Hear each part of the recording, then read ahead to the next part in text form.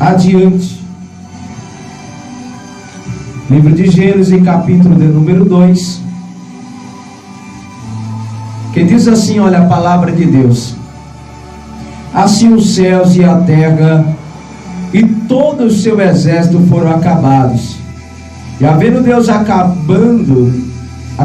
no dia 7º a sua obra que tinha feito, descansou no 7º dia de toda a sua obra que tinha feito. E abençoou Deus o dia 7º e o santificou, porque nele descansou de toda a sua obra que Deus criara e fizera. Estas são as origens dos céus e da terra. Quando foi criado o dia em que o Senhor Deus fez os céus e a terra, e toda a planta do campo que ainda não estava na terra, toda a erva do campo que ainda não brotava, porque ainda o Senhor não tinha feito chover sobre a terra, e não havia homem para lavrar a terra. Um vapor, porém, subia da terra e regava toda a face da terra. E formou o Senhor Deus o homem do pó da terra, e soprou em seus narizes e o fôlego de vida, e o homem foi feito alma vivente. E plantou o Senhor Deus no jardim do Éden, da banda do Oriente, e pôs ali o homem que tinha formado. Capítulo de número 3.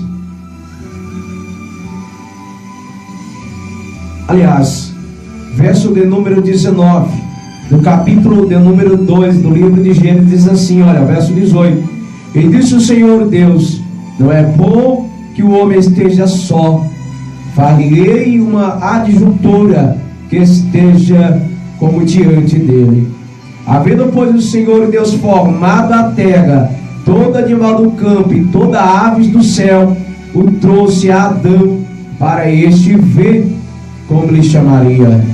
E tudo o que Adão chamou, e toda alma vivente, isso foi seu nome. E Adão pôs o nome a todo gado, e as aves do céu, e todo animal do campo, mas para o homem não se achava adjuntura que estivesse como diante dele. Então o Senhor fez-lhe cair um sono pesado sobre Adão, e ele adormeceu, e tomou uma de suas costelas e cerrou a carne em seu lugar. E da costela que o Senhor Deus tomou do homem, formou uma mulher e trouxe a Adão, e disse a Adão: esta é agora osso dos meus ossos e carne da minha carne, essa será chamada varoa, porquanto do varão foi tomada.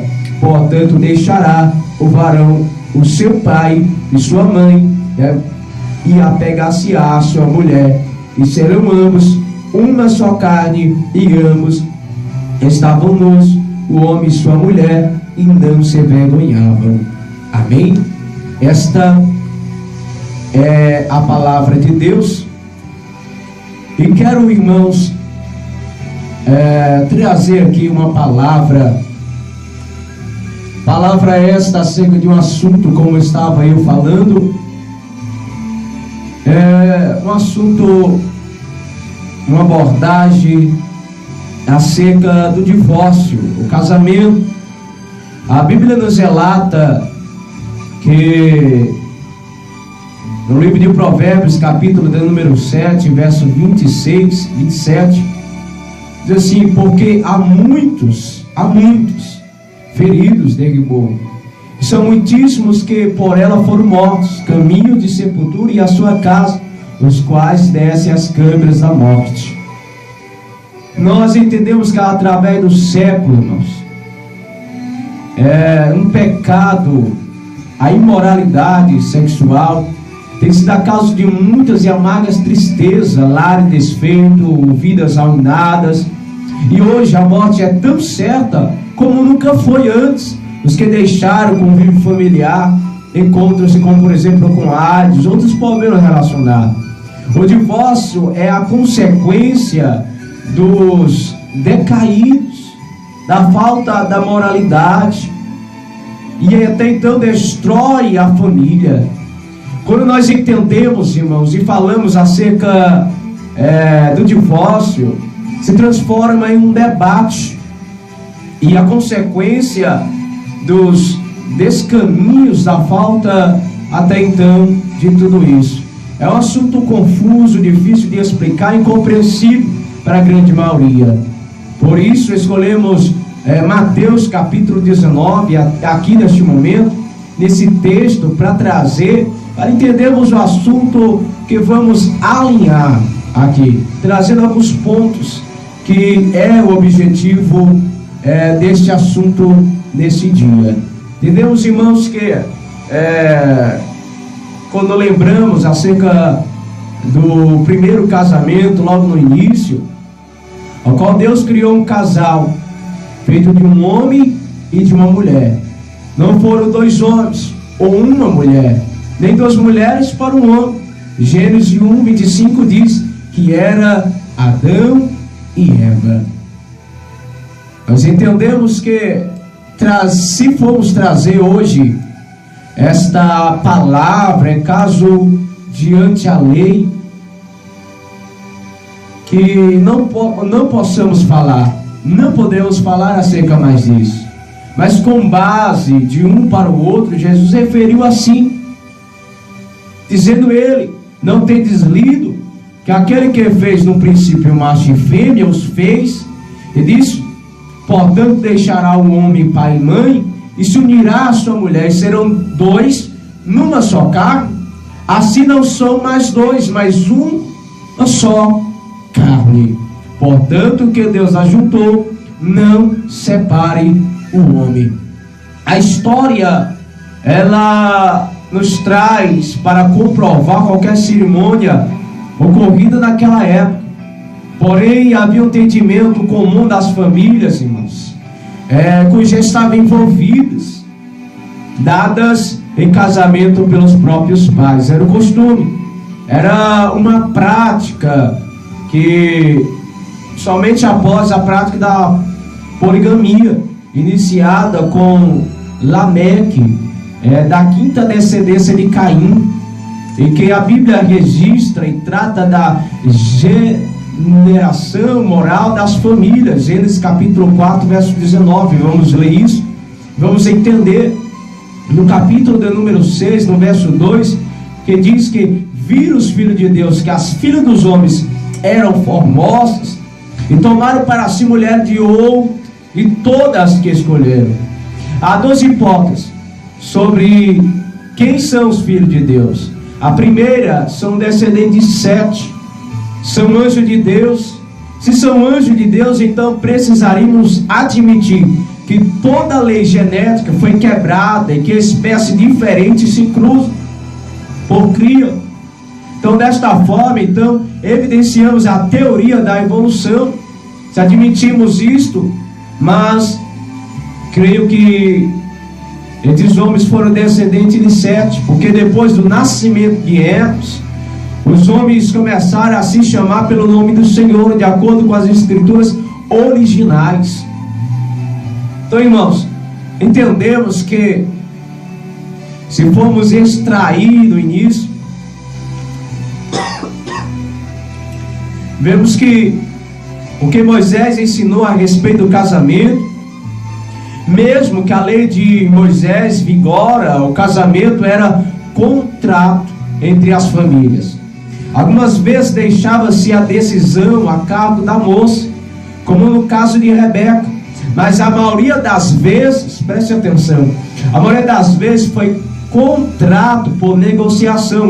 Por exemplo, Raquel, no tempo de Moisés, já a poligamia já estava instalada, daí a necessidade do divórcio para haver ordem. Mesmo assim, perante Deus, o homem permanecia faltoso pela dureza de seu coração.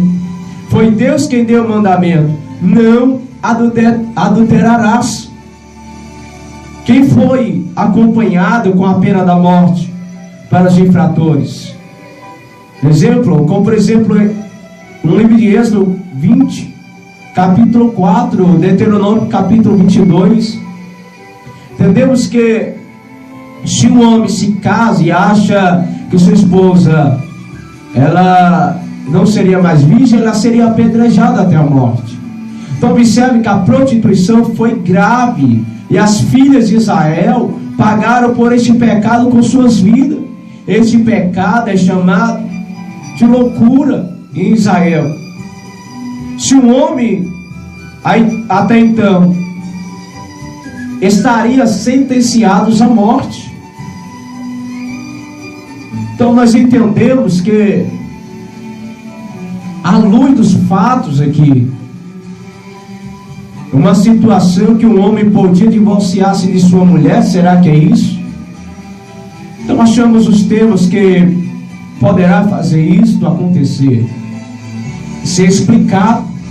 Jesus disse aos fariseus que Moisés deu permissão por causa da dureza dos corações.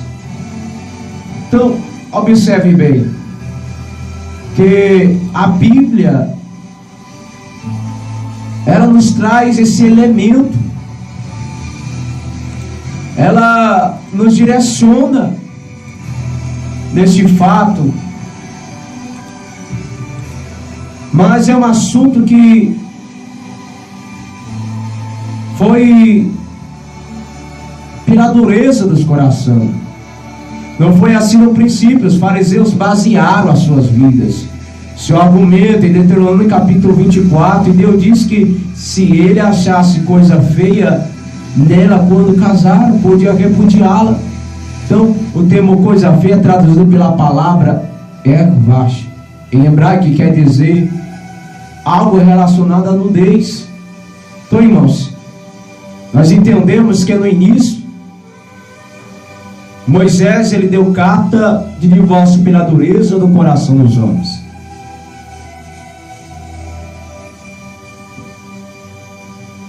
Mas é algo que podemos explicar pela luz da Bíblia Sagrada.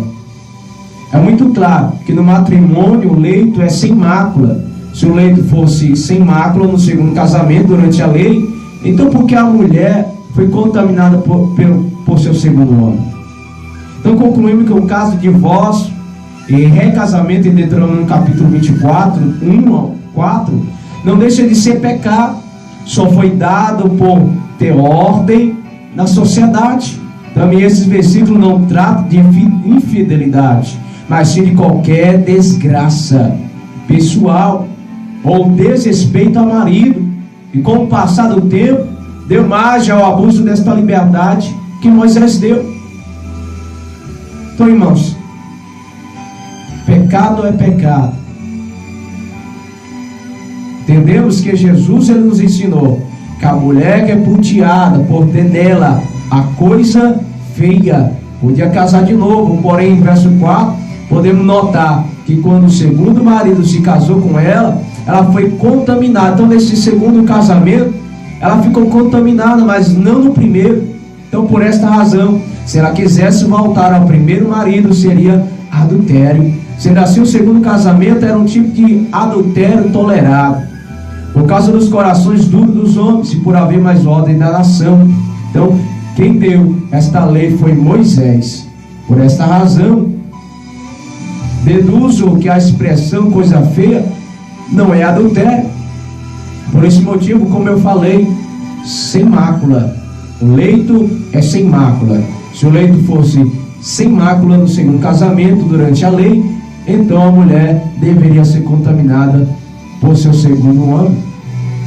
Então nós concluímos que o recasamento não deixa de ser pecado. Só foi dado por ter ordem na sociedade. Também esses versículos não tratam, vou repetir, não tratam de infidelidade, mas sim de qualquer desgraça pessoal ou desrespeito ao marido. E com o passar do tempo deu a margem ao abuso desta liberdade que Moisés deu. Esta é a palavra. Vamos prosseguir mais adiante no próximo domingo. Eu tenho a certeza que o Senhor vai nos esclarecer acerca desse tema. Amém? Irmãos, eu quero fazer esta oração final.